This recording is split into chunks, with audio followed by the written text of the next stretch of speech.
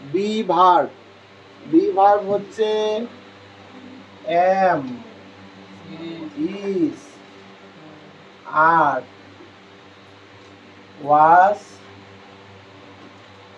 এখন আর তুলতে হবে না, এটা আমি ফটো পাঠিয়ে দিব, বাড়িতে গিয়ে তুলবো। এখন মন দিয়ে বোঝো। বি ভার্ব 5টা, am, is, are, was, were. যদি প্রেজেন্ট টেন্স হয় তাহলে এম, ইজ, আর এর মধ্যে একটা লিখতে হবে। ওই যে প্রেজেন্ট কন্টিনিউয়াস টেন্সে বলা ছিল বি ভার্ব প্লাস ভার্বের শেষে আইএনজি, ওখানে বি ভার্ব মানে এম অথবা ইজ অথবা আর। যদি পাস্ট টেন্স হয় তাহলে ওয়াজ অথবা ওয়ার। এটা প্রেজেন্ট টেন্সের সময় হবে,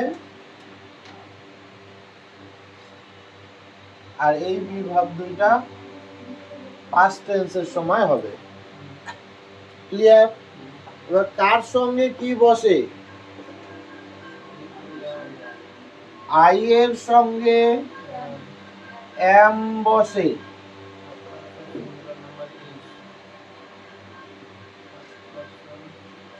বহু বচনের সঙ্গে আর বসে, আই বাদে এক বচনের সঙ্গে ইজ বসে। ইউ মানে কি বলতো? ইউ মানে কি বলতো? ইউ মানে তুমিও হয়, তোমরাও হয়। তা ইউকে আমরা এই নিয়মে সবসময় বহু বচন ভাববো, মানে বহু বচনের সঙ্গে কি বসে? আর বসে। ইউ মানে যদি তুমিও হয় তবু আরই বসবে, ঠিক আছে? তাহলে ইউ কে বহু বচন ভাববো, মনে থাকবে? ইউকে বহু বচন ভাববো। যখন যখন বলবো বহু বচনের সঙ্গে এইটা হয়, তার মানে ইউ এর সঙ্গেও ওইটাই হবে, কারণ ইউ মানেই তোমরা, ইউ মানেই তুমি। এবার ওয়াস আর ওয়ার ভালো করে মন দাও। এক বচন হইলে ওয়াজ হবে, বহু বচন হইলে ওয়ার হবে। এই বহু বচনের মধ্যে ইউটাও পড়বে। তাহলে আই হইলে ওয়াজ হবে, হি হইলে ওয়াজ হবে, সি হইলে ওয়াজ হবে, ইট হইলে ওয়াজ হবে। ইউ হইলে ওয়ার হবে, উই ওয়ার হবে, দে ওয়ার হবে, বহু বচন হইলে ওয়ার হবে, এক বচন হইলে ওয়াজ হবে। হ্যাভ ভার্ব 3টা, হ্যাভ, হ্যাজ আর হ্যাড। যখন প্রেজেন্ট টেন্স লিখবো তখন এই দুইটার মধ্যে একটা লিখতে হবে। পাস্ট টেন্স হলে এইটা হবে। তাহলে হ্যাভ কখন হবে আর হ্যাজ কখন হবে?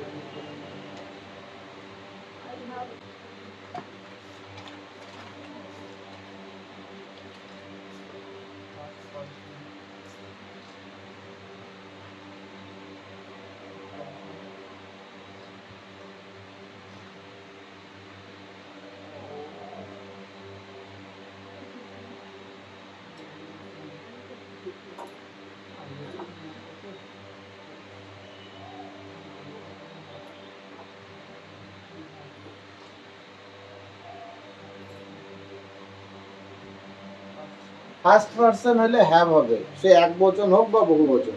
মানে আই এর সাথেও হ্যাভ হবে, উই এর সাথেও হ্যাভ হবে। অন্যান্য ক্ষেত্রে বহু বচনের সাথে হ্যাভ হবে, যেমন ইউ তো আমরা বহু বচনই ভাববো, হ্যাভ হবে। দে হ্যাভ হবে, বহু বচন হলে হ্যাভ হবে। আর এক বচন হলে হ্যাজ হবে, he has, she has. I has হবে না, কারণ উপরেই বলা আছে ফার্স্ট পারসন হলে হ্যাভ হবে। এখানে তো একটাই হ্যাড, এখানে কোনো অপশনের ব্যাপার নাই, সবার সাথে হ্যাডই লিখতে হবে, এর তো কোনো অপশন নাই। তুমি বুঝেছো কি বললাম? এখানে তো একটাই আছে হ্যাড, তাই এক বচন হইলেও হ্যাড হবে, বহু বচন হইলেও হ্যাড হবে, ওর তো কোনো অপশনই নাই, সবার সাথেই হ্যাড হবে। পাস্ট টেন্সে সবার সাথে হ্যাড হবে। আর একটা কি ছিল, কখন শ্যাল হবে কখন উইল হবে।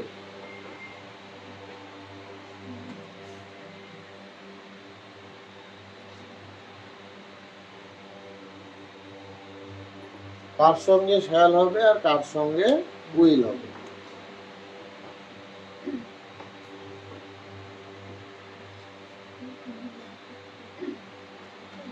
ফার্স্ট পারসন শ্যাল হবে, সেকেন্ড আর থার্ড পারসন উইল হবে। এক বচন হইল না বহু বচন হইলে দেখার দরকার নাই। ফার্স্ট পারসন হইলেই শ্যাল হবে, সেকেন্ড পারসন কিংবা থার্ড পারসন হইলে উইল হবে। অর্থাৎ আই শ্যাল, উই শ্যাল, বাকি সব will. You will, they will, he will, she will, সব উইল। ঠিক আছে? এখানে একটা ব্যতিক্রমী নিয়ম আছে, খুব ইম্পর্টেন্ট। আই এর পরে শ্যাল হবে, উই এর পরে শ্যাল হবে, বাকিদের ক্ষেত্রে উইল হবে।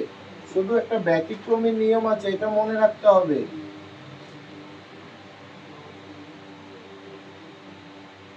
জোর দিয়ে বললে এটা উইল হবে। কিছু বললে নিয়মটা উল্টে যাবে। যার সঙ্গে শ্যাল হওয়ার কথা তার সঙ্গে উইল হবে, যার সঙ্গে উইল হওয়ার কথা তার সঙ্গে শ্যাল হবে। আমি বললাম আমি যাব, তাহলে হবে আই শ্যাল গো, আই এর সঙ্গে শ্যাল হয়, আমি যাবই, তখন হয়ে যাবে আই উইল গো। জোর দিয়ে যখন বলবো তখন নিয়মটা উল্টে যাবে, মনে থাকবে? এমনিতে ফার্স্ট পারসনের সঙ্গে শ্যাল, সেকেন্ড বা থার্ড পারসনের সঙ্গে উইল, কিন্তু যদি জোর দিয়ে কিছু বলি তাহলে এই নিয়মটা উল্টে যাবে। করবই, যাবই, খাবই, যখন জোর দিয়ে বললাম তখন যার সঙ্গে শ্যাল হওয়ার কথা তার সঙ্গে উইল হবে, যার সঙ্গে উইল হওয়ার কথা তার সঙ্গে শ্যাল হবে। বাড়ির পড়া গ্রুপে দেওয়া থাকবে, তার সঙ্গে এটাও আমি পরের দিন ধরবো।